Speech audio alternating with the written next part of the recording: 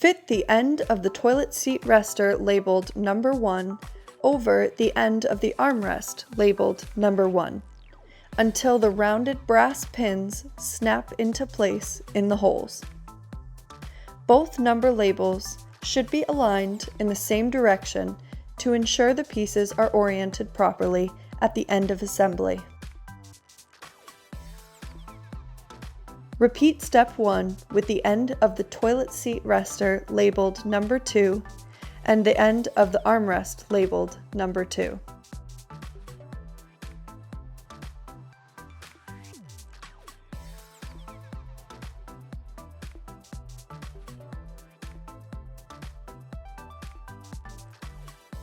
Fit the armrest end labeled A into the slide assist rail labeled A. Align holes and letter labels. Fasten together with locking screws. Note: make sure the black end of the locking screw points in the opposite direction of the toilet seat rester. Repeat step 3 with armrest B and slide assist rail B.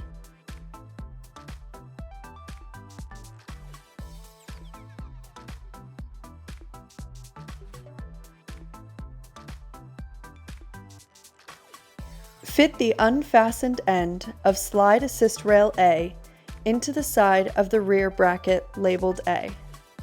Make sure flat side of the rear bracket is oriented towards the toilet seat rester. Align holes and secure tightly at desired width with rear bracket screw knob.